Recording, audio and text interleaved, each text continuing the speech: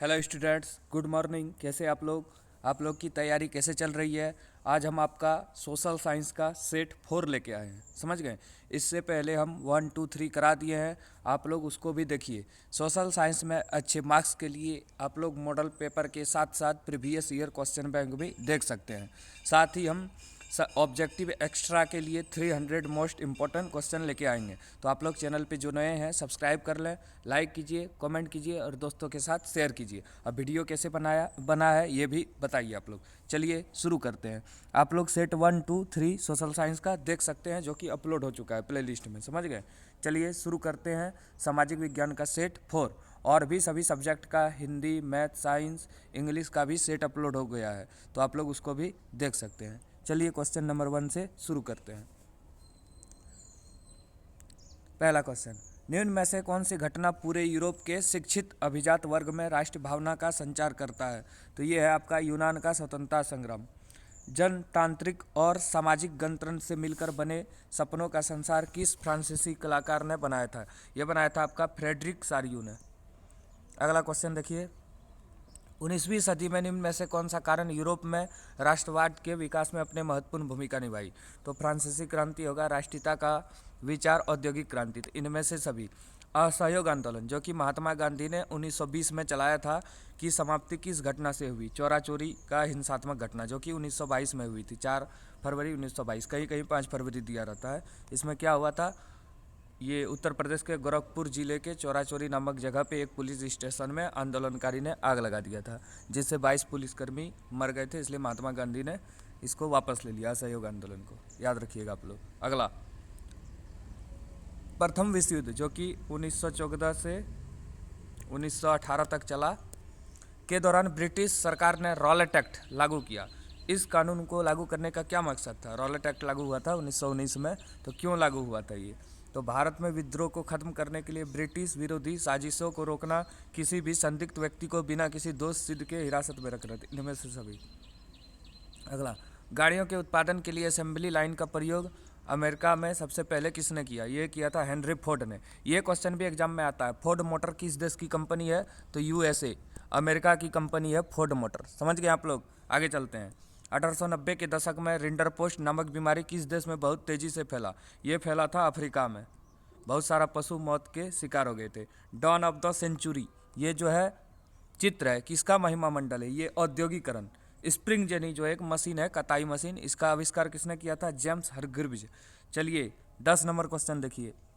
1876 में प्रकाशित अमर जीवन नामक आत्मकथा किसने लिखा था? ये लिखा था रस सुंदरी देवी। ये भी आ सकता है। रस सुंदरी देवी ने कौन सी आत्मकथा लिखा? अमर जीवन। कब लिखा? 1876 में। समझ गए आप लोग। पवन द्वारा मैदान अथवा ढालू क्षेत्र से मृदा को उड़ा ले जाने की प्रक्रिया को बोलते हैं मृदा अपर्दन।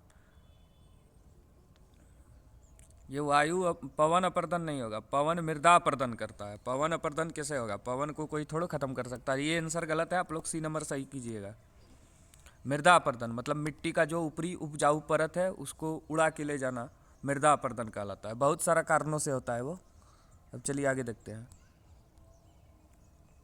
छत्तीसगढ़ के बस्तर जिले में बेलाडीला पहाड़ी श्रृंखला में अति उत्तम कोटि का निम्न में से कौन सा खनिज पाया जाता है? हेमेटाइट, लोहा का जो अयस्क है, बहुत इंपॉर्टेंट है ये। अंतर्राष्ट्रीय प्राकृतिक संरक्षण और प्राकृतिक संसाधन संरक्षण संघ के द्वारा विभाजन में किस श्रेणी को रखा गया? ये रखा गया इनमें से सभी, मैंने संकटग्रस्त जाति, लुप्त जाति, दुर्लभ जाति। अगला, निकोबारी कबूतर किस जातियों की श्रेणी में आता है? ये आता है स्थानीय जाति की श्रेणी में, निकोबारी कबूतर। कौन सी परियोजना सतलुज व्यास बेसिन में जल विद्युत उत्पादन और सिंचाई दोनों के काम में आती है? यह आती है भाखड़ा नागर परियोजना। पश्चिम भारत के विशेषकर किस राज्य में पीने का जल एकत्रित करने के लिए वर्षा जल संग्रहण का तरीका आम था? ये था आपका राजस्थान में। भारत सबसे बड़ा उत्पादक देश होने के साथ साथ निम्न में से किस फसल का उपभोक्ता भी है? तो ये है आपका चावल का। अगला क्वेश्चन देखिए। पवन और सौर ऊर्जा संसाधन की बहुतायत भारत के किस राज्य में पाई जाती है? राजस्थान। राजस्थान में गर्मी भी अधिक है, माने सौर विकिरण ज़्यादा है, सौर किरण, और इसमें हवा भी तेज चलती है। दोनों चलेगा यहाँ, पवन ऊर्जा भी चलेगा, सौर ऊर्जा भी चलेगा। भारत में पहली रेल कब चली थी? 1853 में, मुंबई से ठाणे 34 किलोमीटर तक अंग्रेजों ने चलवाई थी। किस प्रकार के शासन में समाज के विभिन्न समूहों और उसके विचारों को उचित सम्मान दिया जाता है? ये होगा आपका लोकतांत्रिक। आगे चलते हैं। नियंत्रण एवं संतुलन की व्यवस्था का संबंध सत्ता की साझेदारी के किस रूप से है? ये है सत्ता का क्षैतिज वितरण। दो प्रकार का वितरण होता है, एक क्षैतिज, एक ऊर्ध्वाधर। किस शासन व्यवस्था में संपूर्ण सत्ता केंद्र सरकार के पास होती है? ये है एकात्मक सरकार। निम्न में से किस राजनीतिक संस्थाओं में महिलाओं के लिए सीटें आरक्षित है? तो ये है पंचायती राज में लगभग 33% सीटें जो है महिलाओं के लिए आरक्षित है यहाँ पे। निम्न में से किस राज्य में शिवसेना, ये एक पार्टी है, एक क्षेत्रीय राजनीतिक दल के रूप में पाई जाती है? तो ये महाराष्ट्र है। आपको पता होगा शिवसेना महाराष्ट्र की पार्टी है। लोकतांत्रिक सरकार होती है। लोकतांत्रिक सरकार क्या है? तो ये उत्तरदायी सरकार होती है, जिम्मेदार सरकार होती है और वैध सरकार, इनमें से सभी। आप लोग दूसरा सब्जेक्ट का भी देखिए, मॉडल पेपर जो करा दिए हैं, ये न्यू वर्मा प्रेस 2026 का है। Science, math, Hindi, English, social science सब करा दिए। तो आप लोग ध्यान से देखिए उसको और अपने तैयारी को मजबूत कीजिए थोड़ा, क्योंकि अभी सेट और क्वेश्चन बैंक से ही ज़्यादा क्वेश्चन पूछा जाएगा। केरल में शिशु मृत्यु दर कम होने का एक कारण निम्न में से कौन सा है? सार्वजनिक वितरण प्रणाली, ये गलत है। ये है शिक्षा और स्वास्थ्य जैसी मौलिक सुविधाओं को पर्याप्त उपलब्धता। और केरल सबसे शिक्षित राज्य भी है और शिशु मृत्यु दर भी यहाँ बहुत कम है। चलिए अगला क्वेश्चन देखिए। निम्न में से किस क्षेत्रक में वस्तुएं सीधे प्रकृति से उत्पादित नहीं होती बल्कि निर्मित होती है? तो द्वितीयक क्षेत्रक। द्वितीयक क्षेत्रक जो है विनिर्माण क्षेत्र बोलते हैं, जबकि प्रकृति से संबंधित क्षेत्रक जो होता है कृषि, पशुपालन, खनन, बागवानी, ये प्राथमिक में आता है। तृतीयक में सेवा आता है। आगे चलते हैं। बैंक अपने पास जमा राशि के एक बड़े भाग का उपयोग किसके लिए करता है? ऋण, लोगों को ऋण देने के लिए, क्योंकि बैंक की आय का मुख्य स्रोत यही है, ऋण है। विभिन्न देशों के बाजारों को जोड़ना या एकीकरण में निम्न में से कौन सहायक है? विदेशी व्यापार। यहाँ पे ये नहीं होगा तो वैश्वीकरण भी हम लोग मार सकते हैं, विश्व का एकीकरण। भारत सरकार ने सूचना का अधिकार RTI, राइट टू इन्फॉर्मेशन नामक कानून कब लागू किया? तो ये किया था अक्टूबर 2005 को। समझ गए? अब चलिए सब्जेक्टिव क्वेश्चन की तरफ चलते हैं। ध्यान से आप लोग देखिए, हम अपना भाषा में बताएंगे। चलिए सब्जेक्टिव क्वेश्चन देखिए आप लोग ध्यान से। नारीवाद से आप क्या समझते हैं? देखिए, नारियों को जो है पुरुषों के बराबर मानना, इसके लिए एक आंदोलन हुआ था सभी क्षेत्र में, शिक्षा, स्वास्थ्य, रोजगार के क्षेत्र में। यही है नारीवाद, मतलब एक प्रकार का आंदोलन है। नारीवाद एक ऐसी दर्शन है जो स्त्री पुरुष को सामाजिक, आर्थिक, राजनीतिक समानता के सिद्धांत पर आधारित है। इस दर्शन का उदय 18वीं सदी में जर्मनी में हुआ। यहाँ महिलाओं को एक लंबे समय से राजनीतिक अधिकार से वंचित रखा गया था।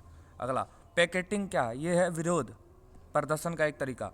प्रदर्शन का विरोध का एक ऐसा स्वरूप जिसमें लोग किसी दुकान, फैक्ट्री या दफ्तर के भीतर जाने का रास्ता रोक देते हैं। महात्मा गांधी ने खिलाफत आंदोलन को समर्थन क्यों किया? तो महात्मा गांधी खिलाफत आंदोलन के द्वारा हिंदू मुस्लिम एकता स्थापित करना चाहते थे, ताकि राष्ट्र आंदोलन को अधिक से अधिक जन समर्थन प्राप्त हो सके। बहुत इंपॉर्टेंट है ये। आगे चलते हैं। वर्षा जल संग्रहण क्या है? वर्षा जल संग्रहण भूमिगत जल की क्षमता को बढ़ाने की तकनीक है। इसमें वर्षा के जल को रोकने, इकट्ठा करने के लिए विशेष ढांचे जैसे कुआं, गड्ढा, बांध आदि का निर्माण किया जाता है। तो हम लोग वर्षा को जल को कैसे रोक सकते हैं? बांध बना सकते हैं, कुआं बना सकते हैं, तालाब बना सकते हैं, पोखर बना सकते हैं। इसके द्वारा न केवल जल का संग्रहण होता है, अपितु जल की भूमिगत होने के लिए अनुकूल परिस्थितियां प्राप्त होती है। जैसे देखिए, आपके घर में चापाकल है या फिर नलकूप है या फिर अब कुआं है, तो अगर उसके आसपास तालाब है तो आपका जल स्तर बढ़ेगा, भूमिगत जल स्तर, जिससे पानी जल्दी से सूखेगा नहीं। भारत की 2 शुष्क खाद्यान्न फसलें कौन सी है? तो भारत की 2 शुष्क खाद्यान्न फसल गेहूं और चावल है। गेहूं जो है रबी फसल है, चावल खरीफ फसल है। काली मिट्टी की 2 विशेषता। तो काली मिट्टी ज्वालामुखी के फटने से बनता है, आपको पता होगा, और इसे रेगुर मृदा भी बोलते हैं। ये महाराष्ट्र, गुजरात, सौराष्ट्र, मध्य प्रदेश में पाई जाती है। इस मिट्टी में नमी सोखने की क्षमता अधिक होती है। Calcium carbonate, potash, magnesium carbonate और चूना इसके मुख्य पोषक तत्व है। चलिए अब अगला क्वेश्चन देखिए। राजनीतिक दल क्या है? तो ये होता है समान तरह के लोगों का समूह जिसका मुख्य उद्देश्य होता है सत्ता प्राप्त करना। समझ गए? इसी को राजनीतिक दल बोला जाता है।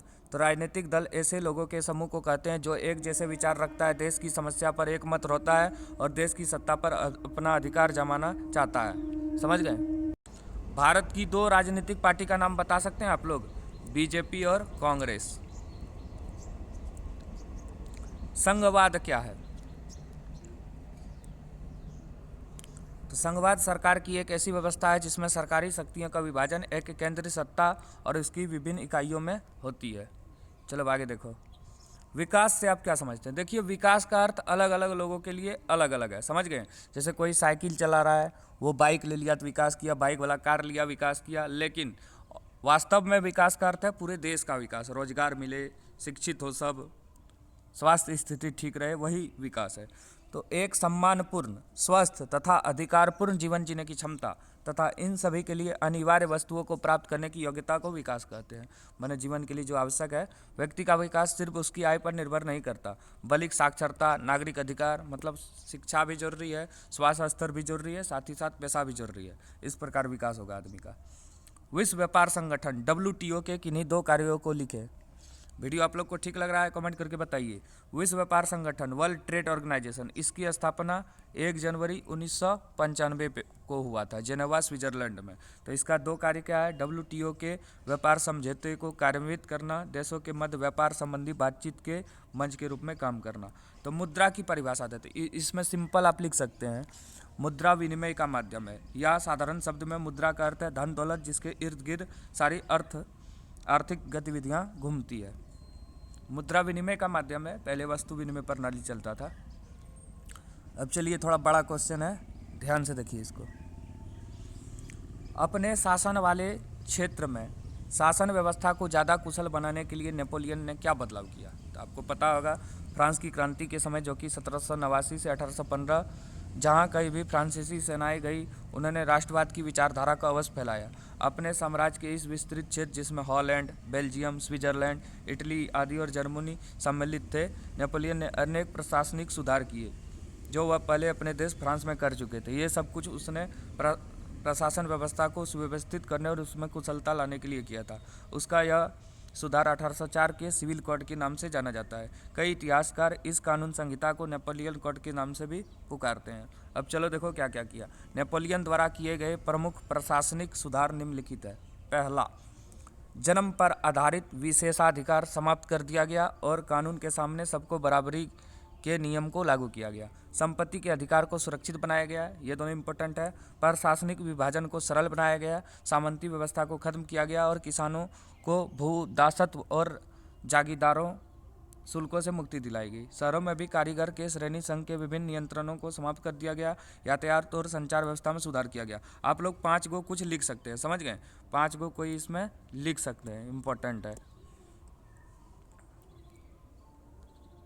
अब अगला क्वेश्चन देखिए, बताएं कि पूर्व आधुनिक विश्व में बीमारियों के वैश्विक प्रसार ने अमेरिकी भूभागों के औपनिवेशीकरण में किस प्रकार मदद किया? देखिए, बीमारी जो है, जैसे आपको पता होगा अभी कुछ समय पहले 4-5 साल पहले कोरोना वायरस आया था, चीन में शुरू होते हुए भारत और विश्व के अनेक क्षेत्रों में फैला। उसी प्रकार चेचक भी फैलता है, फ्लू भी फैलता है।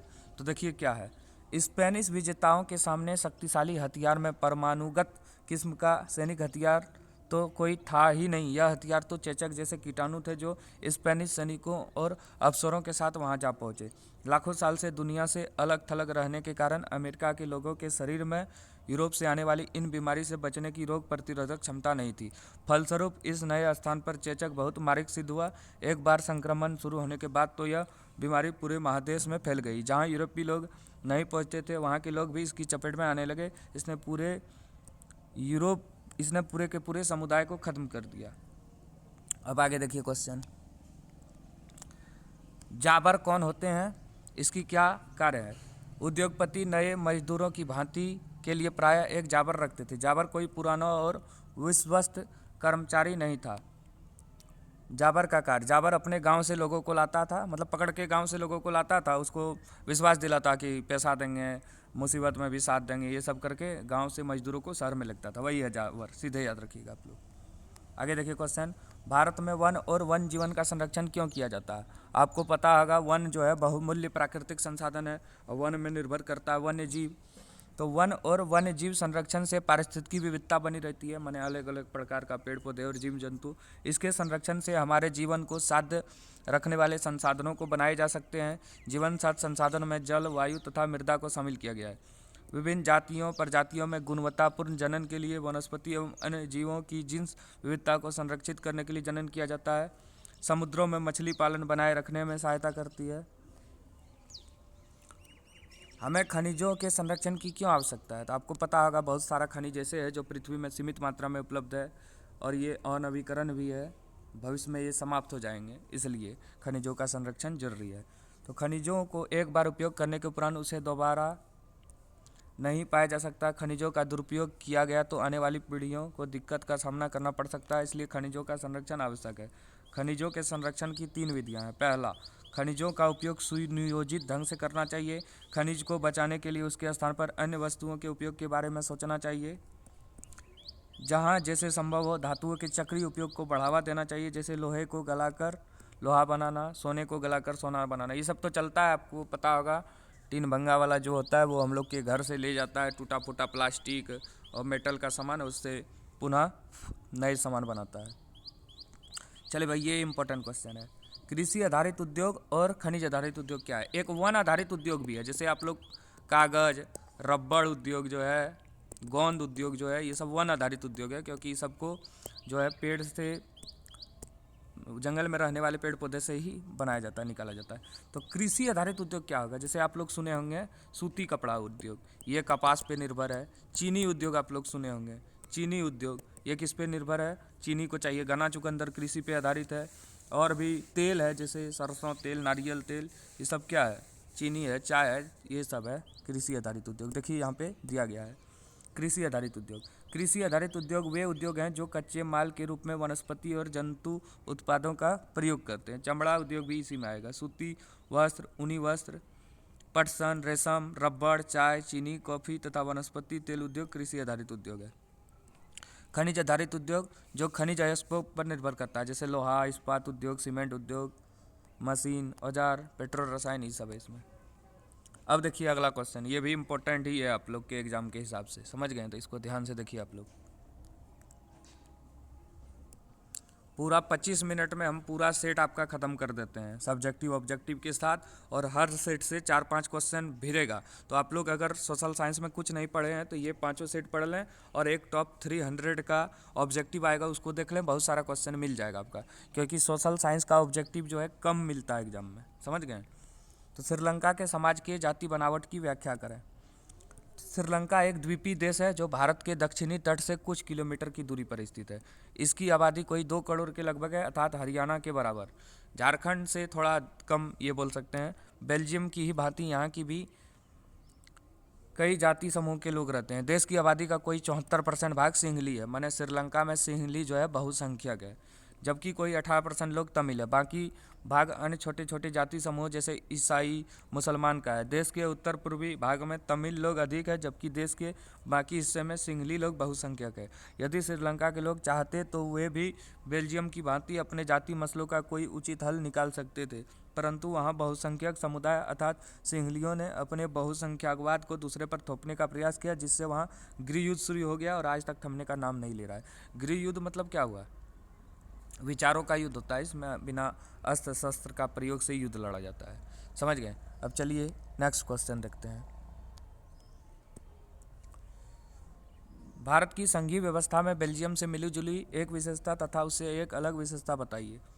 तो भारत की संघीय व्यवस्था में बेल्जियम से मिली जुली एक विशेषता, दोनों भारत और बेल्जियम की संघीय शासन व्यवस्था में गठन का तरीका एक सा है, अर्थात यहाँ सबको साथ लेकर चलने का संघात्मक सरकार है। यहाँ राज्य की तुलना में केंद्र सरकार अधिक शक्तिशाली है। भारत की संघीय सरकार में बेल्जियम से अलग एक विशेषता, भारत में तीसरे स्तर पर बेल्जियम की भांति कोई सामुदायिक सरकार नहीं है, अलग अलग जाति, संस्कृति, शैक्षणिक और भाषाई हितों की रक्षा जो करती हो। लोकतंत्र किन परिस्थितियों में सामाजिक विविधता को संभालता है और उसके बीच सामंजस्य स्थापित करता है? लोकतंत्र किसी भी देश के लिए जरूरी है। विश्व भर में कोई एक ऐसा देश नहीं जहां धर्म, जाति, भाषा, आर्थिक स्थिति के आधार पर कोई भेदभाव ना हो, परंतु यह केवल लोकतंत्र में ही संभव है कि हर प्रकार की विविधताओं और विभिन्नताओं में आपसी सामंजस्य पैदा किया जाए। यह लोकतंत्र में ही संभव है कि विभिन्न भाषा बोलने वाले लोगों को अपनी भाषा विकसित करने का मौका दिया जाए। हर भाषा के लोग अपने निजी स्कूल खोल सकते हैं और अपनी भाषा को प्रोत्साहन दे सकते हैं। दिल्ली में कई तमिल स्कूल है, उर्दू भाषा में शिक्षा देने वाले स्कूल है, पंजाबी तथा अन्य भाषा में शिक्षा देने वाले स्कूल है। सब मिलकर प्यार से शिक्षा कार्य करते हैं।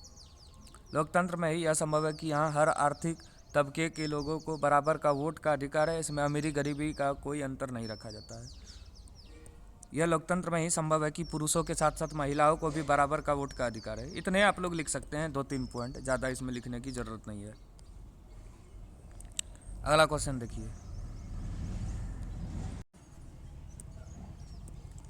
उपभोक्ता संरक्षण परिषद उपभोक्ताओं की किस प्रकार मदद करता है? किन्हीं 3 कारणों का उल्लेख करें। देखिए, उपभोक्ता लोग कई प्रकार से ठगे जाते थे। मिलावट सामान, उसके बाद घटिया वस्तु, कम वजन, अधिक मूल्य, एक्सपायरी, ये सब से इसकी संरक्षण के लिए उपभोक्ता सुरक्षा अधिनियम लागू किया गया था 2005 में। तो इसका क्या क्या उद्देश्य था? पहला, ये सभी उपभोक्ताओं का मार्गदर्शन करता है कि कैसे उपभोक्ता अदालत में मुकदमा दर्ज कराए। ये उपभोक्ता अदालत में व्यक्ति विशेष उपभोक्ता का प्रतिनिधित्व भी करती है। ये स्वयंसेवक संगठन जनता में जागरूकता पैदा करने के लिए सरकार से वित्तीय सहयोग भी प्रदान करती है। ऋण के औपचारिक और अनौपचारिक स्रोत में क्या अंतर है? तो पहला है ऋण के औपचारिक स्रोत। औपचारिक स्रोत क्या है? इसमें बैंक और सहकारी समितियों से ऋण लिया जाता है ताकि ब्याज दर कम लगे, समझ गए। और ऋण के अनौपचारिक स्रोत में मित्र, रिश्तेदार, साहूकार, इस सबसे ऋण लिया जाता है ताकि ब्याज का दर अधिक लगे। इसलिए भारत में औपचारिक ऋण को बढ़ाने की जरूरत है। अगला क्वेश्चन देखिए,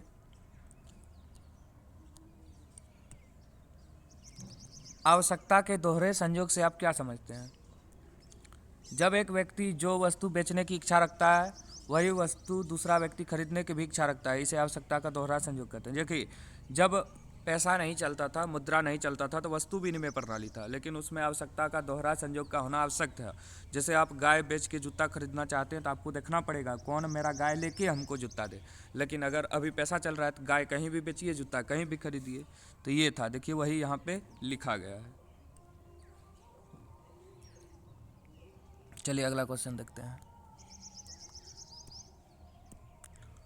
प्रथम विश्व युद्ध ने भारत में राष्ट्र आंदोलन के विकास में किस प्रकार योगदान दिया? प्रथम विश्व युद्ध में भारी संख्या में भारतीयों को सेना में भर्ती किया गया। यूरोपीय देशों के स्वतंत्र वातावरण और लोकतांत्रिक संगठनों पर उनका प्रभाव पड़ा। युद्ध के अनुभवों से उन्हें अपनी क्षमता पर विश्वास हुआ। वे अपनी देश में भी लोकतंत्र की स्थापना कर सकते थे। राजनीतिक जागृति और आत्मविश्वास की प्रबल भावना पहले विश्व युद्ध के बाद विकसित हुई। युद्ध व्यय की पूर्ति के लिए ब्रिटेन ने अपने उपनिवेशों पर अतिरिक्त कर भार आरोपित किया, जिसके परिणामस्वरूप उपनिवेशों में विकट आर्थिक एवं राजनीतिक स्थिति उत्पन्न हुई। सरकार की आर्थिक नीतियों से वस्तुओं की कीमतें अप्रत्याशित रूप से बढ़ गई। देश के कई भागों में फसलें नष्ट हो गई थी, जिसके परिणामस्वरूप खाद्यान्न की कमी हो गई तथा कई क्षेत्र में अकाल पड़ गया। इसी बीच फ्लू जैसी महामारी फैली, जिससे भारी संख्या में लोग मारे गए। अंग्रेजी सरकार ने भारत में क्रांतिकारी गतिविधियों पर रोक लगाने के लिए डिफेंस ऑफ इंडिया एक्ट 1915 लागू किया। इसके बाद क्रांतिकारी आंदोलन कम होने के बजाय और तेज हो गई। उपयुक्त परिस्थिति के प्रति सरकार का रूप न सिर्फ उदासीन बल्कि असहयोगात्मक रहा, जिसके परिणामस्वरूप लोगों में सरकार के प्रति असंतोष और विद्रोह का भाव पनपा तथा लोग राष्ट्रवादी आंदोलन के लिए मजबूर हुए। अगला क्वेश्चन देखो, ईस्ट इंडिया, यही तो भारत को लूटा था ईस्ट इंडिया कंपनी। तो ईस्ट इंडिया कंपनी 1600 में आया था, आप लोग याद रखिएगा। ईस्ट इंडिया कंपनी ने कच्चे माल खरीदने के लिए बुनकरों को पेशगी के रूप में कर्जा दिया। इस प्रकार उन्होंने बुनकरों को स्थायी रूप से कर्ज के जाल में फंसा लिया। कंपनी ने वेतनभोगी गुमास्तों को नियुक्त किया जो कपास के उत्पादन और बुनकरों द्वारा बनाए जाने वाले रेशम की निगरानी करते थे। वह यह भी देखता था कि बुनकर अन्य यूरोपीय कंपनियों या स्थानीय भारतीय व्यापारियों के लिए तो काम नहीं कर रहा। इस तरीके से ईस्ट इंडिया कंपनी को भारतीय बुनकरों से रेशम और कपड़े की नियमित आपूर्ति मिलते थे। मतलब जो ईस्ट इंडिया कंपनी है वो बुनकरों की नियमित आपूर्ति के लिए ये सब काम करते थे। G77 क्या है? चलिए देखिए, G77 क्या है, ये बहुत इंपॉर्टेंट क्वेश्चन है। तो G77 विकासशील देशों का एक समूह है जिसमें 1944 में होने वाली वेटन वुड्स के सम्मेलन में होने वाले नियमों में कोई लाभ नहीं हुआ, इसलिए ये एक नए अंतर्राष्ट्रीय आर्थिक प्रणाली की मांग करते हैं। G77 को वेटन वुड्स की जुड़वां संतान की प्रतिक्रिया के रूप में विकास। वेटन वुड्स के सम्मेलन में अंतर्राष्ट्रीय मुद्रा कोष और विश्व बैंक का जन्म हुआ? वर्ल्ड बैंक और IMF इंटरनेशनल मॉनेटरी फंड, जिन्हें ब्रेटन वुड्स की जुड़वां संतान भी कहा जाता है, क्योंकि अंतर्राष्ट्रीय मुद्रा कोष और विश्व बैंक पर केवल कुछ शक्तिशाली विकसित देशों का ही दबदबा था, इसलिए विकासशील देशों का कोई विशेष लाभ न था। इसलिए इन ब्रेटन वुड्स की जुड़वां संतान की प्रतिक्रिया के रूप में विकासशील देशों के G77 नामक देशों ने नई आर्थिक प्रणाली की मांग कर डाली। उसके अपने आर्थिक उद्देश्य थे, जो कि क्या क्या थे, देखिए यहाँ पे दिया गया है। पहला, इस नई अंतर्राष्ट्रीय आर्थिक प्रणाली के से उन्होंने यह आशा था कि उन्हें अपने संसाधनों पर सही अर्थ में नियंत्रण हो सके, उन्हें विकास के लिए आर्थिक सहायता मिल सके, उन्हें कच्चे माल के सही दाम मिल सके, उन्हें अपने तैयार माल के लिए विकसित देश के बाजार में बेचने के लिए पहुंच मिल सके। चलिए अब आगे क्वेश्चन देखिए, 2-3 क्वेश्चन ये मात्र। एक पेय फसल का नाम बताइए तथा उसको उगाने के लिए अनुकूल भौगोलिक परिस्थिति। तो चाय है पेय फसल, तो चाय पेय फसल है, इसको उगाने के लिए अनुकूल भौगोलिक परिस्थितियां निम्नलिखित है। इसकी कृषि हेतु लेटेराइट मिट्टी वाली ढालू भूमि उपयुक्त है, ये सीढ़ीदार खेती में की जाती है। इसके लिए कुशल और सस्ते श्रमिकों की आवश्यकता होती है।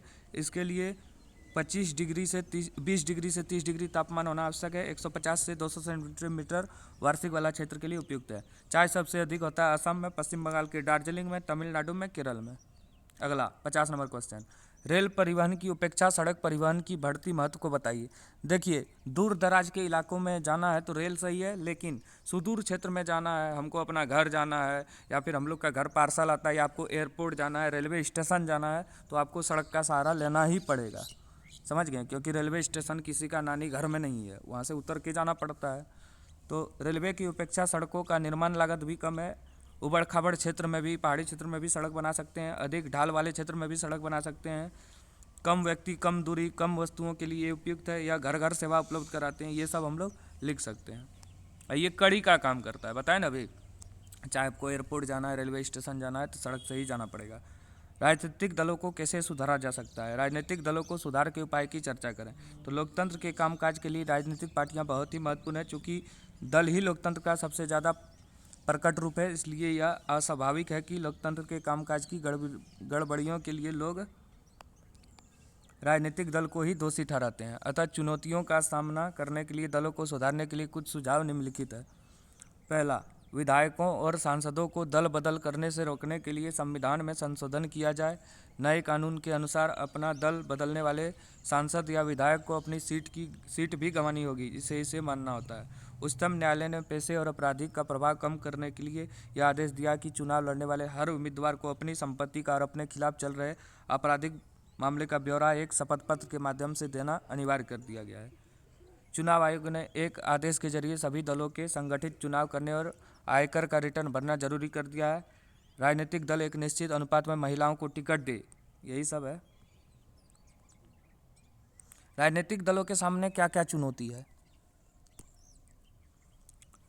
आंतरिक लोकतंत्र का अभाव। राजनीतिक दलों में प्रायः आंतरिक लोकतंत्र का अभाव होता है। इसका अभिप्राय यह है कि दल की संपूर्ण शक्ति उसके शीर्ष नेताओं के हाथ में सिमट जाता है। दूसरा, वंशवाद की चुनौती, माने बेटा। अधिकांश दलों में नेताओं द्वारा अपने परिवार के लोगों को आगे बढ़ाने की प्रवृत्ति होती है, जिसके परिणाम स्वरूप एक सामान्य कार्यकर्ता के नेता बनने का असर खत्म हो जाता है। पैसा और बाहुबल का बढ़ता प्रभाव। राजनीतिक पार्टियों का मुख्य उद्देश्य चुनाव जीतना होता है, अतः इसके लिए वे पैसे और बाहुबल का प्रयोग से नहीं हिचकाते आते हैं, यही सब है। जाति और सांप्रदायिकता, ये अभी इम्पोर्टेंट है, भारत में चल रहा है। कई दलों किसी खास जाति या संप्रदाय का प्रभुत्व होता है।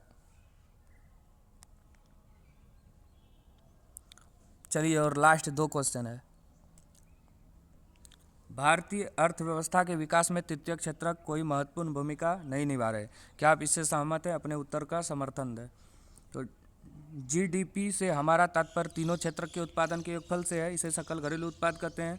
तो इसमें तृतीय क्षेत्र कोई महत्वपूर्ण भूमिका नहीं निभाते हैं, क्योंकि प्राथमिक क्षेत्रक उत्पादन करते हैं, द्वितीय क्षेत्रक उत्पादन करते हैं। प्राथमिक क्षेत्रक में कृषि और उससे संबंधित वस्तुओं सेवाओं का उत्पादन किया जाता है, और तृतीय क्षेत्रक सिर्फ सेवा करते हैं, उसमें GDP में हिस्सेदारी भी बहुत कम है। अब लास्ट क्वेश्चन आ गया, भारत सरकार द्वारा विदेशी व्यापार और विदेशी निवेश पर अवरोधक लगाने के क्या कारण थे? तो यहाँ की कंपनी को बचाने के लिए और बाद में अवरोधक हटा दिया जब सरकार को पता चला कि हम लोग का जो देसी कंपनी है वो प्रतिस्पर्धा के लिए तैयार है। तो आप लोग इसको देख सकते हैं, लगातार बनाएं, बोलना पड़ता है लगातार वीडियो में, तो आप लोग ध्यान से देखिए। अजमेर राजस्थान में अजमेर है, ये अजमेर है। हजारीबाग झारखंड में है, तो यहाँ पे है। लोहायस क्षेत्र चेन्नई मंगलुरु, वो सब नीचे है। लोहायस क्षेत्र 3 नंबर, चेन्नई मंगलुरु हो गया। तो ठीक है, वीडियो कैसे बना आप लोग बताइए। पूरा सेट हम एक वीडियो में बनाएं, बहुत अधिक बोलना पड़ता है, मेहनत भी लगता है। तो आप लोग लाइक कीजिए, कमेंट कीजिए, शेयर कीजिए और एग्ज़ाम में अच्छे मार्क्स के लिए इसको देखिए। ठीक है, धन्यवाद।